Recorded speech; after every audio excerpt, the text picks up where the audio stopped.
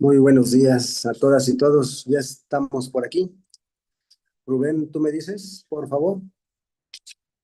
Ya podemos empezar, por favor. Ya podemos empezar, así que comienzo yo. Sí. Muy bien, perfecto.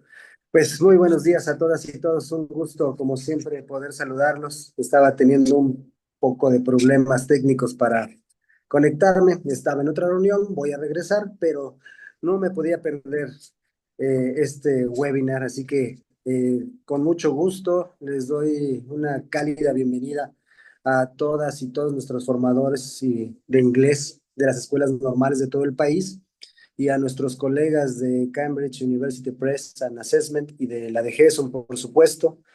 Muchas gracias a nuestra ponente Claire Ross, quien dirigirá este seminario web el día de hoy. Involucrar, mediar, comunicar, estrategias prácticas para lecciones de habilidades receptivas. Agradecido con Cambridge, con Claire, con todos los que han dado pie a que este tipo de actividades se pueda seguir desarrollando, a todas y todos nuestros formadores de inglés que siempre están al pendiente de estas actividades y cada vez que las proponemos, pues aquí tenemos la presencia de ellos, sea virtual o sea presencial. Muchísimas gracias siempre por esta disposición y por esta atención que tienen para poder seguir formándose y preparándose. Así que no me voy a extender mucho, insisto, regreso a la otra reunión, pero enhorabuena por esta actividad. Y pues adelante, vámonos con todo, Rubén, por favor, adelante. Muchas gracias, un abrazo, que estén muy bien. Good afternoon, everyone. Thank you all for being here today. My name is Ruben Enriquez. A special thanks to Cesar Romero for his warm welcome and to the dedicated English teachers from Escuelas Normales across Mexico for joining us. I would also like to extend a warm welcome to our friends from Cambridge University Press and Assessment, Rosalía Valero, Adriana Maldonado, Cruz Castro. Thank you very much. And also from the GESUM, Quetzali Sanchez, Laura Alvarez, and Luis Ángel Buendía. Thanks a lot. Now it is my honor to introduce our speaker, Claire Rose, who will lead today's webinar, Engage, Mediate, Communicate, Practical Strategies for Receptive Skills Lessons. Before we begin, Cruz Castro will share a brief biodata about our speaker. Cruz, please, the floor is all yours. Thanks a lot. Thank you, Ruben, and also thank you, Cesar. And hi, everyone. I hope you, sorry, I hope you are doing well wherever you are in the Mexican Republic. And thank you for being here with us in this academic morning. It's my pleasure to introduce our international speaker, Claire Ross.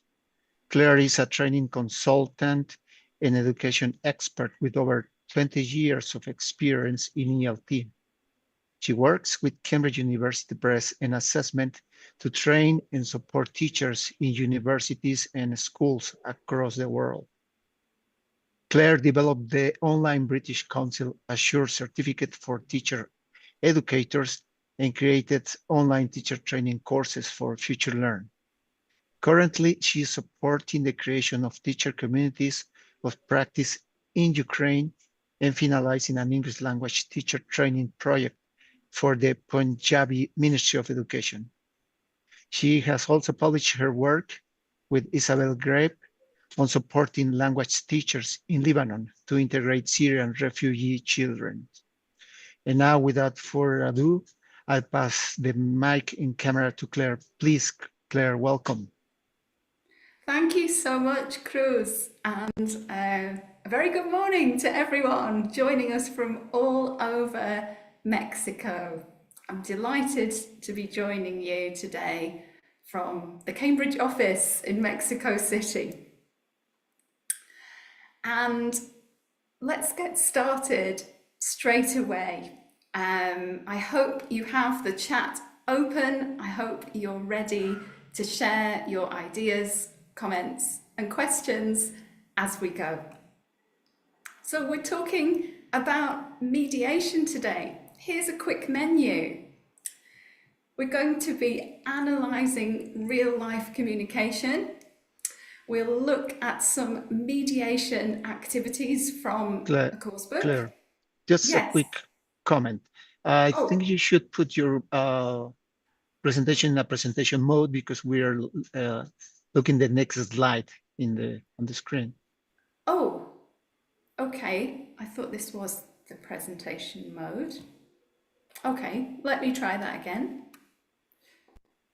Thank you. No problem. Okay, I'll try that again.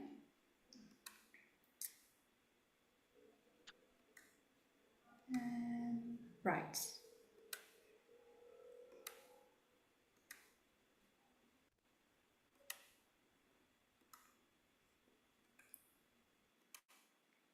Okay, is that better? Yes. Okay, great. All good? All good, yes. All right, where were we up to? Point 3. It's quite ambitious, but I think we can get there today. We're going to try out a mediation activity online and then think about how you would use the same strategy to plan an activity to use in the classroom. Let's see how we go. So we're starting by thinking about real life communication. And I have a question for you. What do you do when you see or watch, when you read or you hear something interesting? What do you do? Let's say you saw something in the news or something happened in your neighborhood. What do we normally do with this? So ideas in the chat, please. Yeah, we're going to do this through the chat just because of the number of people that are in this session. So please type in the chat. What do you normally do? Okay, take a picture. All right, what do you do with that picture afterwards? Okay, so we've got people saying I share it. Look for more and then share it. Yeah, store it for future reference. Somebody tells you something really interesting. What do? Do you keep it to yourself?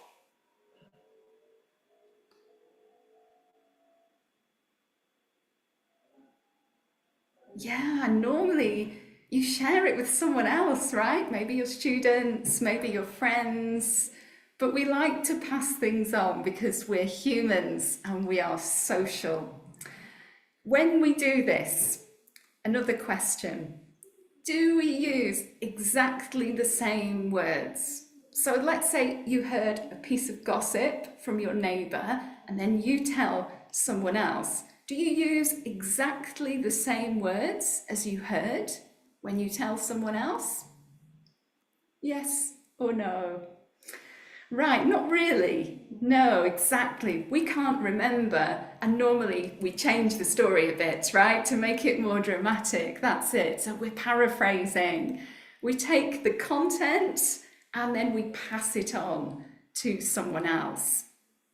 And then one more question. When we do this, what skills are we using?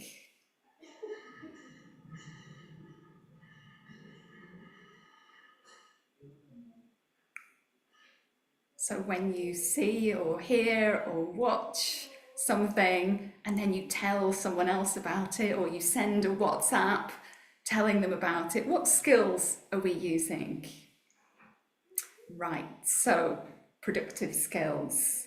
Speaking, writing, reporting, that's it, Jorge. Sandra, rephrasing, yes. Anna mentioned paraphrasing as well, and summarizing. Exactly right. So here we have our first example of mediation in real life communication.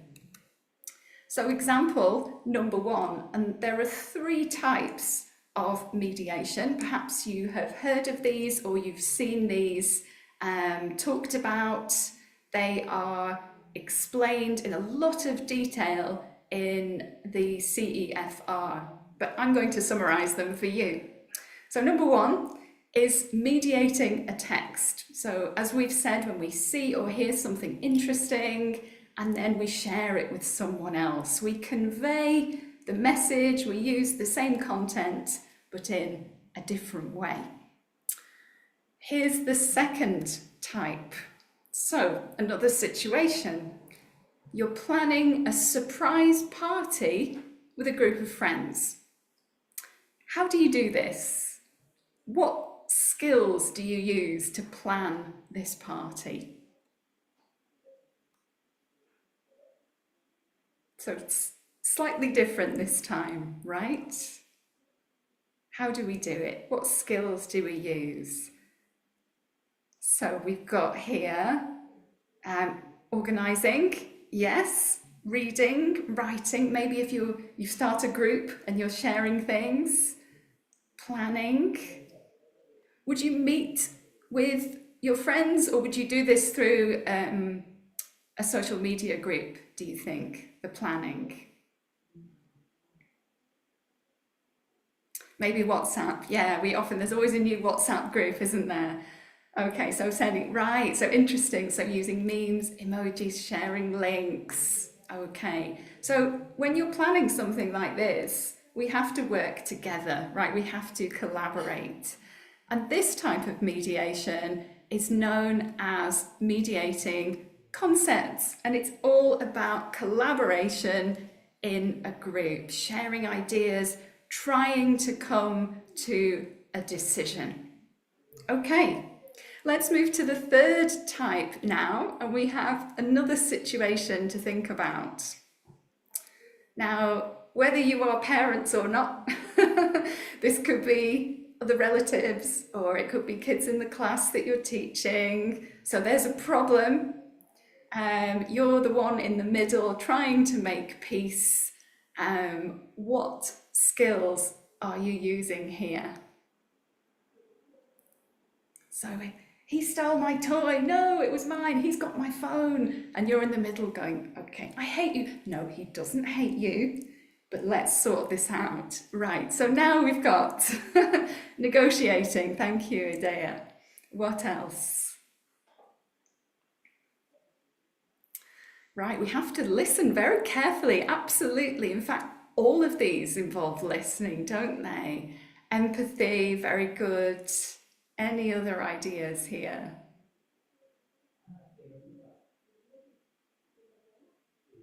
It is a real negotiation, isn't it? Yeah, active listening, very, very important, and showing that we're listening and understanding. Thank you. So this is the third kind of mediation, and this is known as mediating communication. And this involves helping other people to understand, negotiating, and also checking that we've understood correctly. So it's something that we do a lot as teachers in class, isn't it? We help mediate communication between us and our students. But these are all skills that we can help our learners to develop as well, because they need to do this in order to communicate in real life. So let's look at those three types of mediation again. And I want to think here not only about the language skills that your learners develop when they're learning how to mediate, but also life skills. So take a look at those life skills on the screen. Which ones do you think are involved in these three real life communication, mediation situations?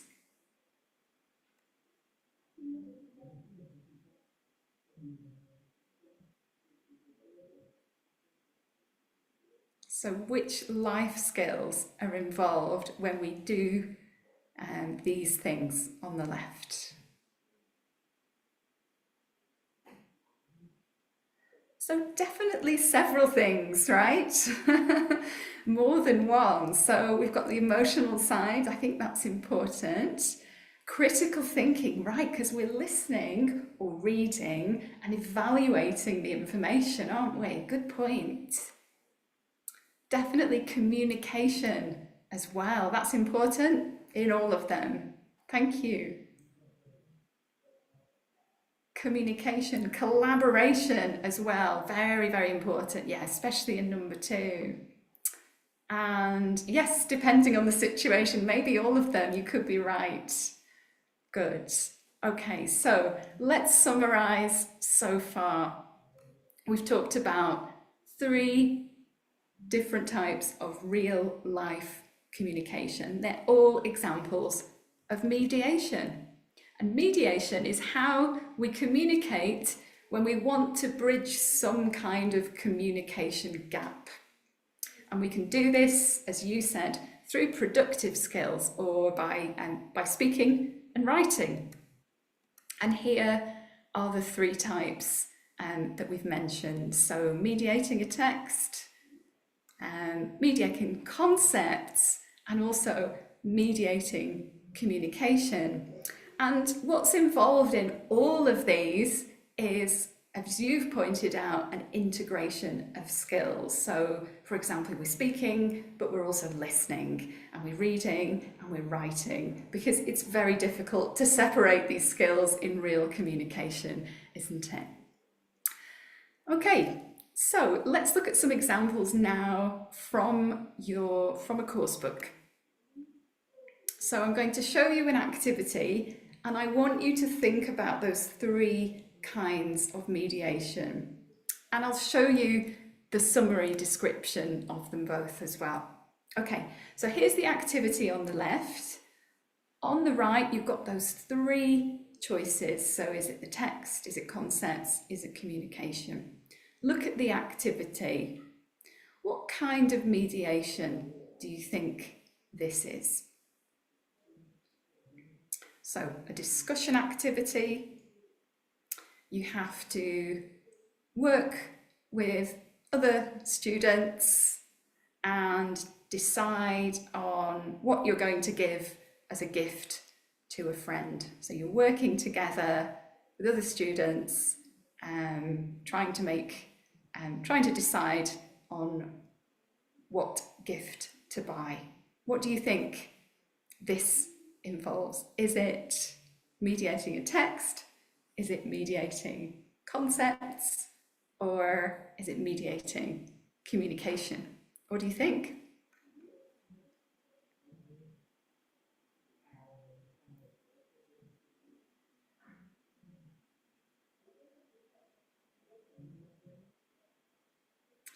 So let's think carefully about this one. Is there a text involved? Are we paraphrasing or summarizing anything here? We're not. So it can't be the first one, right? Are we collaborating? Number 2, sharing, discussing. I think we are, right? This is a discussion where we're trying to decide on something. So definitely it's number 2, mediating concepts. But probably also there is some mediating communication involved as well, because with our partner, we'll have to make sure we understand each other. So I've shown this one as an example of collaborative work, but I think you're right, Elizabeth, there needs to be some checking of understanding in that as well. Okay, I want to hear your ideas on the next one. Are you ready? So here's the next exercise. Again, look at the example and decide, is this mediating a text? Is it mediating concepts, collaborative work?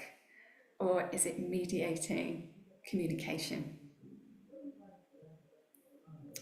So we have facts about recycling clothes, and then there is a discussion saying, do you think the numbers here and these facts are true for your country. Okay, so I can see now we've got some ideas coming through. That's right, you've got it, exactly. So this is an example of mediating a text. And there's lots of this in English course books, isn't there? Students listen or read and then give a personal response. So we ask them, okay, do you agree? Or what did you like about this? Or is it the same in Mexico, for example? These are all ways of mediating a text. Well done. All right, we've got one more example. You can probably guess what this one is, but have a look at the exercise. So we've got some functional language here for checking understanding. And then we have a speaking activity where students work together, tell each other something good that happened, and they have to listen but make sure they've understood it correctly. Right, well done. So this one, of course, is mediating communication, and we are helping students here because we're giving them some phrases in English to help them check that they've understood. So some really useful everyday classroom language, right? But language that's useful in real life communication outside the classroom as well. Great. Okay. So hopefully now you've got an idea about mediation, and I'm really focusing on mediating texts today. And I want to share with you 2 activities that you could try that involve mediating a text. And as we've said, real communication and integrated skills. So the first one is a little tricky to do in a webinar, so I'm going to explain how it works. And this one is called go-betweens. So you can read the instructions and I'm going to explain a little bit. And if you have any questions about it, you can put them in the chat. Or if you have tried this yourself, let us know in the chat as well. So you put your students into groups of 3. You can give them a choice of situations. So they can choose the relationship. Neighbours, friends, family members, colleagues, doesn't matter. And then you ask them to decide in your group of 3, who is A, who is B, and who is C.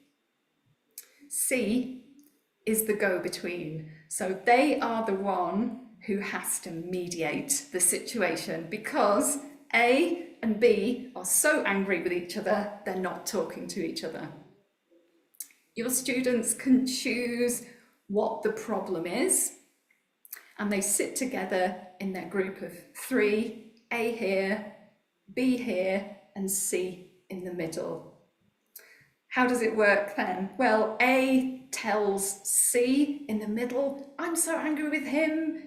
His children are so noisy all the time. They always play music. Tell him he needs to be quieter. And C in the middle listens and then tells B. Because remember, A and B, they're so angry they're not talking to each other. So C says to B, oh, well, the neighbour is quite upset because your music is loud and can you turn it down? And then B listens, gives their response to C. C tells A what B said. So this is quite a fun reporting activity. You can let students be creative. You can let them have fun with this activity. It's great for reporting speech, for just letting learners play with language. But why is it good for mediation? Well, learners need to listen really carefully and then try to relay the information. So they will be using skills like paraphrasing and summarizing, and probably as well, if they didn't understand, they'll be checking understanding and saying, can you say that again? Or did you say this? So it's a great mediation activity, right? So involving lots and lots of real communication. Have you done anything similar? What do you think of this one? Do you think your students might enjoy that? How could you change the situation for your own students? So I'd love a response in the chat to this activity. You can type what you think or give me an emoji so I don't feel so alone. And I know there are people watching on other platforms as well, on YouTube. I can't see your comments there, I'm afraid. Thank you, Ruby. I think you've highlighted an important point there, because we mentioned life skills. And I think seeking solutions that don't harm anyone is a big part of this, isn't it? Because we're trying to restore effective communication. Thank you. Yes, it's super creative, Idea, because it gives your learners freedom to be creative. Thank you. Yes, Livia, I agree. You can actually use this at different levels, and your learners will simply use the language that they have available. So it's quite adaptable for different levels, I agree. And a good practice of vocabulary too.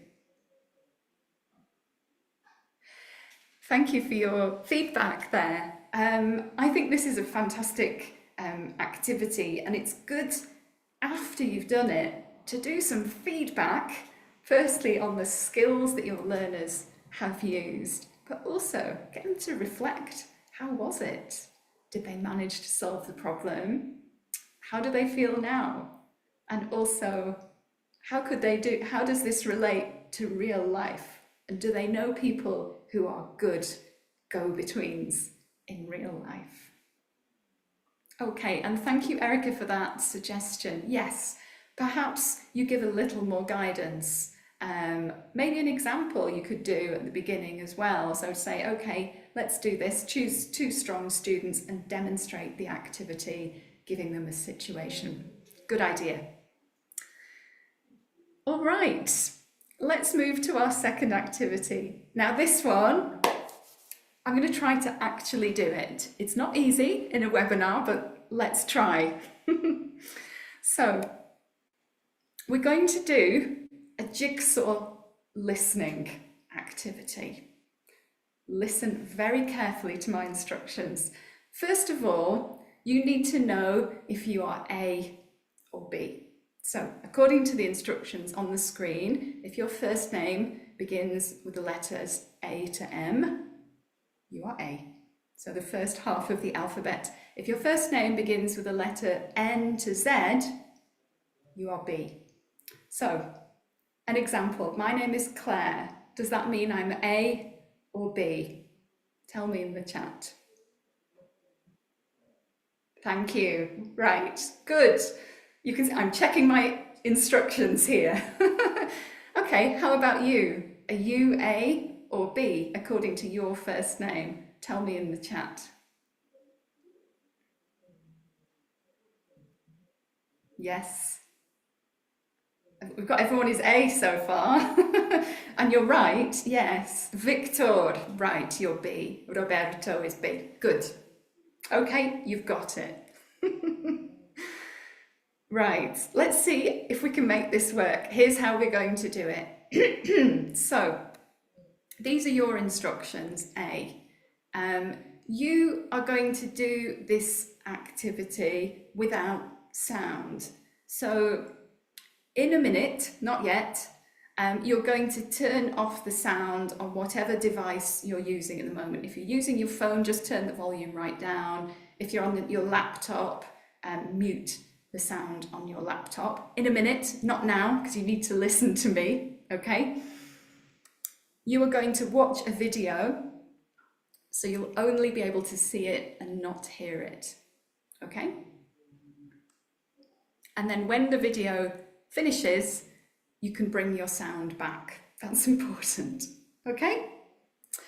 Now, our Bs, here are your instructions. You are going to watch a video, but you're actually not going to look at it. You are only going to listen. So when I tell you, I want you to look away from your device, or if you're using your phone, just put it face down. You're going to listen to the video, and then when it stops, when the sound stops, then you can look back at your device. Okay? Right, let's see how it works. It's much easier in the classroom. All right, so in a moment, and I will tell you when, I'm going to close this presentation. I'm going to bring up the video, and that's when, if you're A or B, if you're A, that's when I want you to mute, and B, that's when I want you to look away. Okay? So don't forget when it's finished to unmute and look back so we can carry on. Are we ready? So I'm going to share the video now. It will take me about 30 seconds, so be patient. A, I want you to mute now. B, I want you to look away now.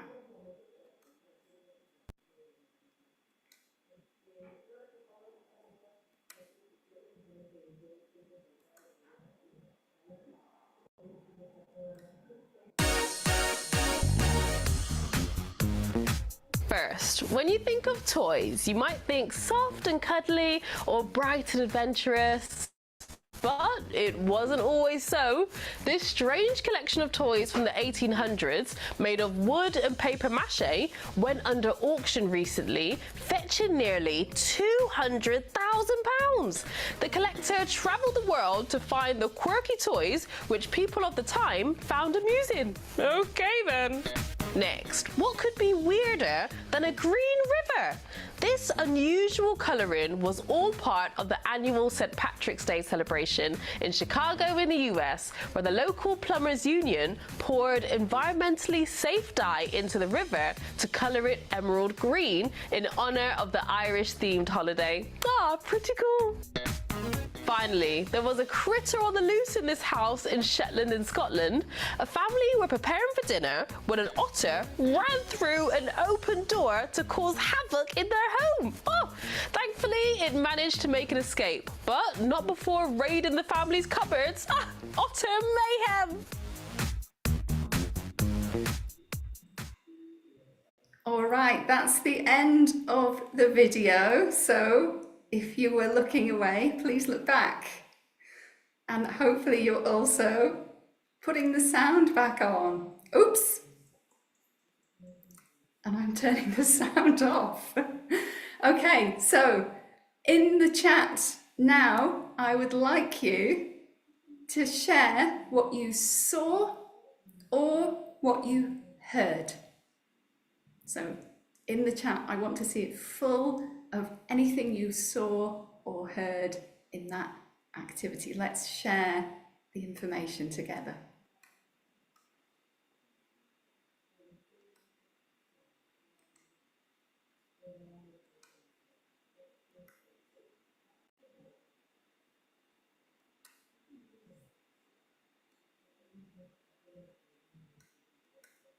I'm just going back to that slide. So hopefully the chat is filling up with things. Let's see what we have. Right, good. Some weird toys. It was kind of scary. They were, weren't they? All right. A green river for St. Patrick's Day. Good. Good listening. In Chicago, right? You would only know that if, oh, probably unless you recognized it from seeing, but I imagine that was someone who was listening. Good. And a local story. Yes, it was an otter, the animal. Yes, no, it wasn't very nice. Running around the kitchen, yes, that's it. Good. It was in someone's house. All right, good. Okay, so what have we done? So we've made a video, a short video, and that was from a children's news website, which I really like because it has positive or funny news in very short clips. And we've taken a video and we have created a gap between our students, right? A communication gap, because some of you only heard and some of you only saw. The way I would do this in the classroom is to get learners in pairs to sit, one with their back to the screen and one looking at the screen. And then the student who's looking at the screen could be narrating what they see to the other student, right? So the student cannot hear or see anything, but they're listening to their partner saying what they can see on the screen. So we've created this wonderful communication gap. And what I'd do next is put an A and a B together. We can't do this because we're online, and share that information. And then together, they can put the information together and say, well, what was that green river? Oh, it's for an Irish holiday. Oh, okay. And the animal in the kitchen, was that a shop or a house? No, it was in a house in Scotland. Oh, right, okay. So real communication created by making an information gap between your students. And then, of course, you can have some feedback together. I would probably play the video again with pictures and with sound so that everyone can enjoy and also learn a bit more and practice listening a bit more. And Erica has said it in the chat, we have closed the information gap exactly by sharing your information. Okay, so I thought it's time to reflect on those two activities. So the go-betweens and the jigsaw listening activity. So some questions for you, and look at each one and please give me your response in the chat. So what skills were involved? Right, good. Speaking, yes. Listening, definitely. So yes, absolutely. Speaking and listening. Any life skills that we mentioned?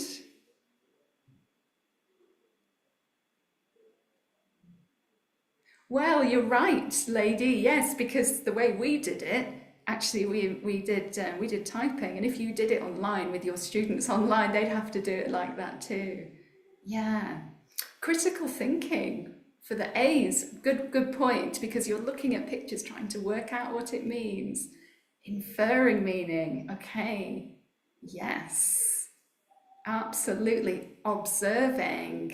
And then imagine you're doing this in pairs in a classroom as a student. There would be lots of checking understanding, wouldn't there? And paraphrasing what you've heard if you were a B. Good. Okay, yes, it's a comprehension activity too. What language do you think would be useful for this task or these tasks? So what language would help students do this in English, do you think?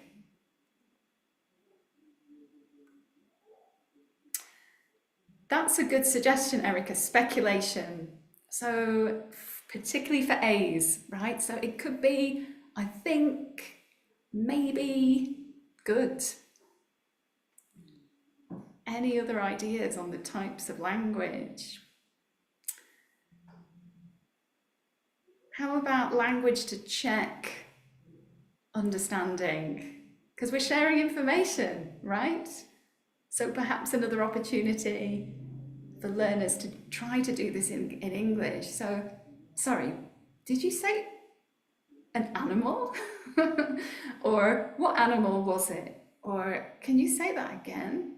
Or questions. Was it in a kitchen? Good. All right, next question. Do you think these tasks are engaging? So remember, we're thinking about both the jigsaw and the go-between. Are they engaging tasks?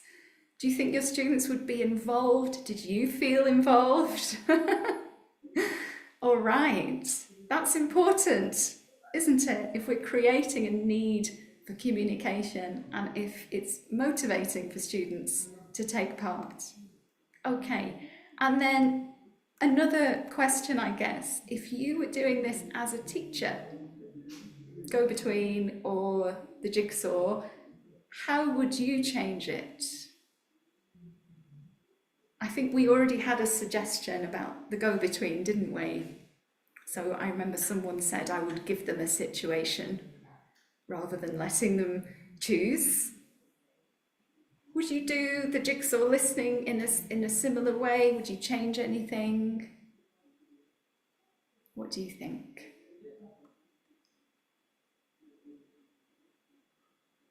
Would you use the same video?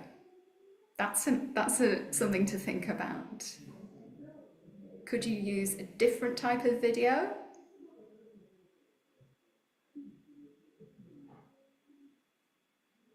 So any thoughts there on how you might, or maybe you wouldn't change it, but let me know so I know what you're thinking.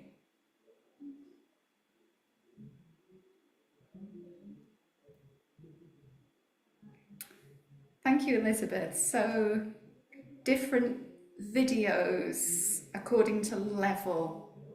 And a couple of you have mentioned context, right? So what are your students interested in? Also the age, you want to have something age appropriate. Maybe something with celebrities, why not?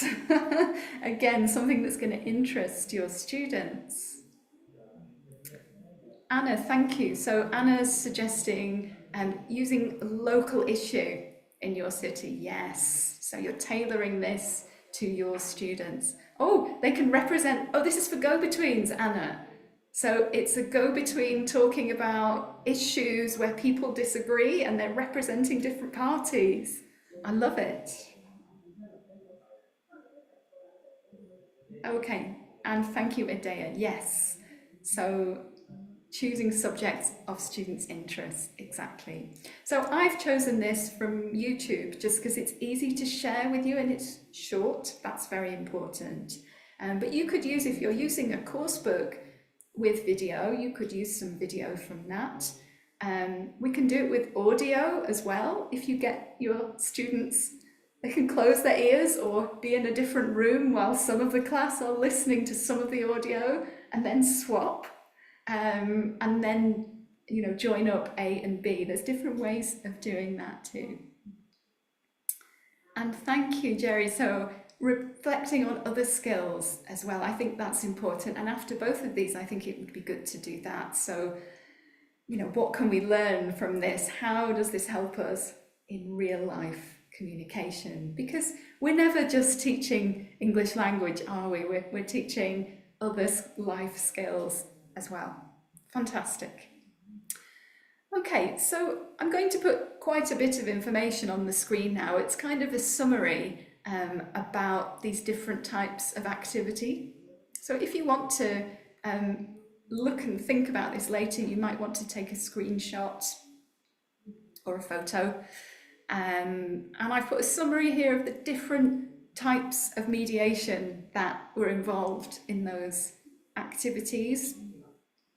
And I've got a couple of examples of useful language as well. But that will depend on your students and their level. So it might be very, very simple functions. And I think that's important because we don't want to confuse students by giving them complicated functional language to do as well on top of trying to remember things, but something that's going to help them do it in English. So if you want to reflect more on the details of those activities and save that for later. Okay, so I hope we have time to do this. We've got about 10 minutes left, right? And I thought you could do a bit of planning and adaptation in this time. I think it's possible. And we're going to focus on Jigsaw, but this time with a reading text. So here, I just want to show you an example, first of all, and maybe you've seen these in your course books as well. So one way of doing Jigsaw reading is giving different students different texts, short texts, and they can read their text, just like in this activity on the screen, answer the questions about their text, questions 1 to 5, and then you mix up the groups again, just like we did, and they share the information. So again, mediating a text, right? So student A is reading about Ava Hart and noting down, and then they get together with B, C, and D and tell each other what they've learned. Okay, so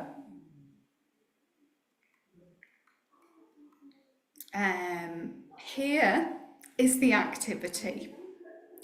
Here's a text. I would like you to decide if you're going to make a gap here for your students, how would you create the gap? And I'll give you some options to think about. So you might divide it into two, if you're going to do this in two groups, A and B. And then I want to know how. What will be in each part? Or you could divide the task into two. So the task at the bottom, where they have to write the questions in the correct part, you could divide that into two. And if so, I want to know how. Or you could differentiate the task.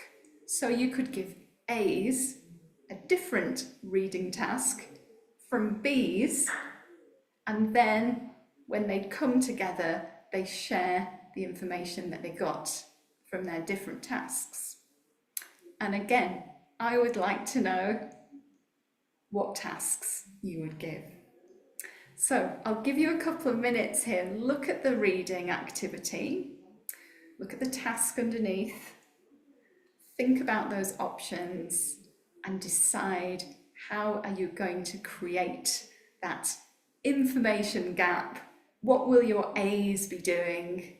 What will your B's be doing, so that then there's a need for them to share the information when they get together? So over to you. I'm ready for ideas in the chat.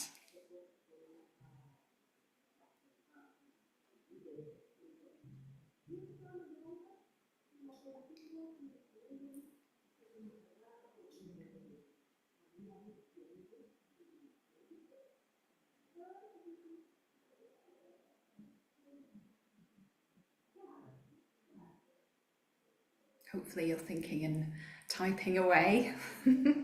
Don't feel you have to give a very long response. Let's see what different ideas we have.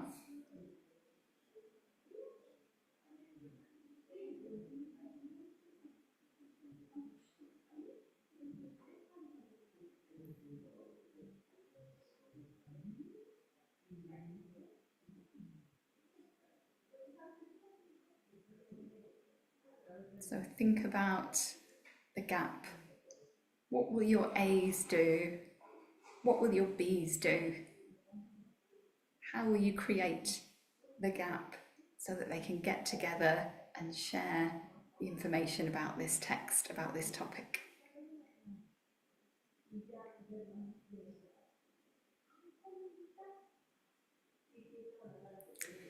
All right.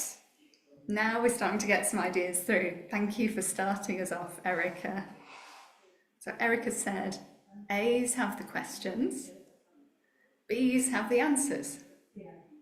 They have to talk to each other and listen to find their match. Wonderful. I love it.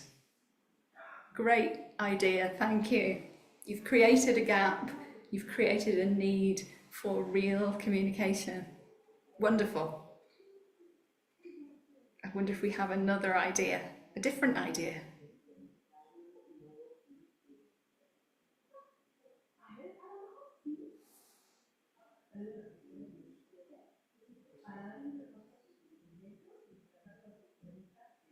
I wonder if there are any ideas coming up on the YouTube feed as well, which I can't see. Okay, please one more. maybe you're still typing. Maybe if you want to share your ideas, you can raise your hand and we can listen to it. Oh, sure. If anyone wants to raise your hand, Luis Angel will open your mic for you. Great idea. Luis Ángel, si alguien tiene la mano levantada, podemos abrir el micrófono. Maybe it's going to be easier if they speak and typing, right?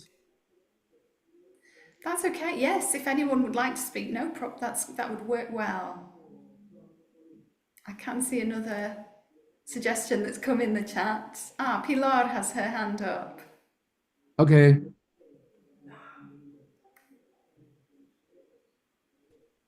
Okay, thank you. Can you hear me? Yes. Okay, thank you. Well, I think I could make it like a domino. I would give them the parts of the text and, well, in different pieces and the questions as connectors. And then we may have, I don't know, teams of four for students to read what they have, the parts and the questions so that they connect them. I don't know. I think that could be. I like it. So you're going to put the text on pieces of paper. Did I understand that right? Yes, to connect them, like playing dominoes, like to make a connection. But then some students would have the questions, the pieces of paper would be the questions, and other students would have in the pieces of paper the parts of the text. So they would have to read the part they have, to read the question they have, and start connecting it on the table. Brilliant. Thank you, Pilar. You've created a gap. Students have different information. They have to work together and share to do the task. Perfect. Thank you. And I have seen a couple more in the chat, so I'm going to read those quickly. I am mindful of the time, so I'm going to wrap up in a moment. But I want to mention, I like that you are thinking about differentiation here. I think that's a very interesting way to do jigsaw. So you can put students who might need a little more help, as Livio has done, as the A's or the B's. They don't know. They just have a different task that's perhaps simpler than the one that the B's have. Good. And remember that your A's have time to work together first and help each other, and your B's have time to work together first as well and do their task before they pair up A and B. So lovely example there. Yes. And then we have, so Anna, I want to heads up your suggestion as well. So A is storytelling, B is the role of writers. So they're listening to the information then and taking notes. I love it. So again, it's beautiful mediation activity. There's information gap, and then perhaps they can compare the notes to the original story afterwards. Really nice. Well done, everyone. We made it work. Okay, I'm going to wrap up now as we're coming close to the end of our time. And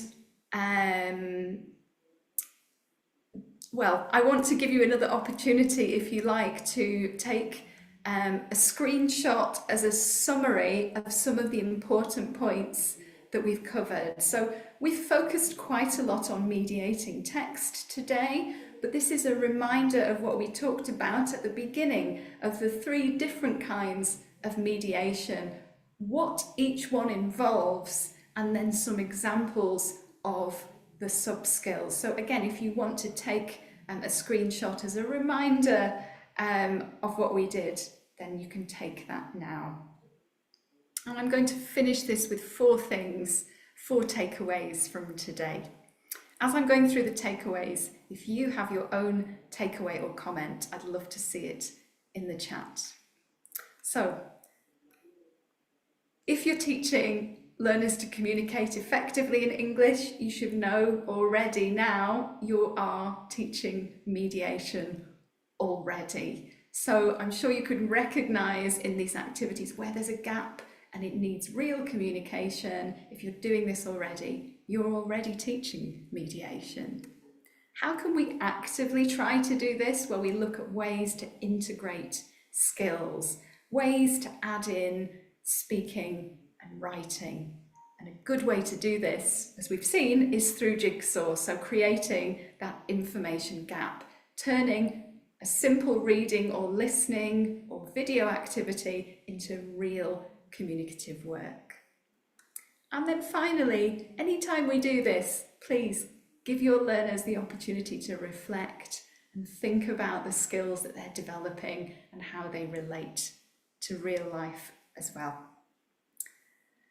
Okay, that's all from me. So there are 2 codes on the screen. If you want to know more and keep thinking, scan the code on the left. There you'll find more links to learn more about mediation. And if you want a certificate, I'm sure you do, that's the QR code on the right. And you can fill in your information there in order to get a certificate. And that's all from me. Thank you very much, everyone. Thank you very much, Claire. Thanks a lot. It was very inspiring. I don't know if we have time to take a couple of questions from our participants today. If you want to raise your hand to ask a final question, anybody? Luis Angel will open your mic for you. Anybody would like to ask a question? Or if anyone has a comment or something that you want to say too, that's fine too.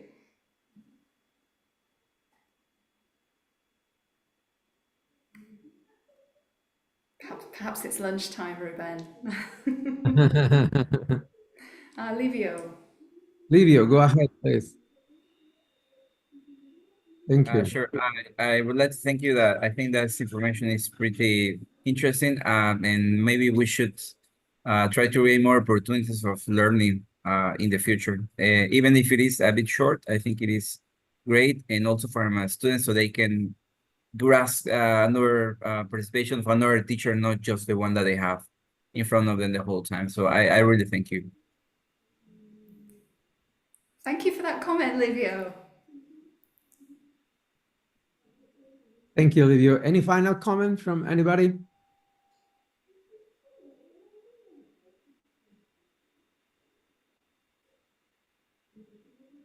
Okay. Oh yeah, we have another comment from Jorge and Alfonso. Go ahead. Hello. Can Hello. you hear me? Yes.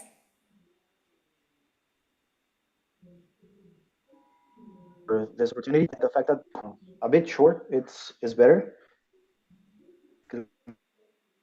We can actually apply what we learn pretty easily into our classes. Thank you. Thank you, Jorge. I hope you have fun experimenting with it.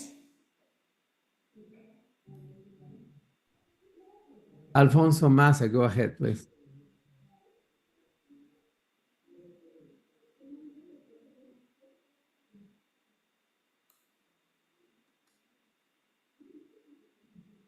Alfonso? Yeah, Alfonso, you have to open your mic because it's turned off. Okay, can you hear me now? Yeah. Yes. Okay, very good. Okay, as I was saying, I was just trying to, well, I was thinking that your presentation on mediating in classroom was incredibly insightful and practical. I especially appreciated your emphasis on active listening and empathy as a foundational skills for effective mediation. That's pretty much what I want to say. I'm very grateful to be here, and thank you for taking your time to be here with us. Thank you very much, Alfonso. Thank you for your comment and participation as well. Well, thank you everybody for being here with us today. Thank you, Claire, enough. We can't really thank you enough because it was absolutely a fantastic webinar. And thank you, everybody. And I hope we see you all soon. Bye-bye. Thank Bye, you. everyone. Bye, everyone. Have a wonderful day. Thank you very Bye-bye. much. Goodbye.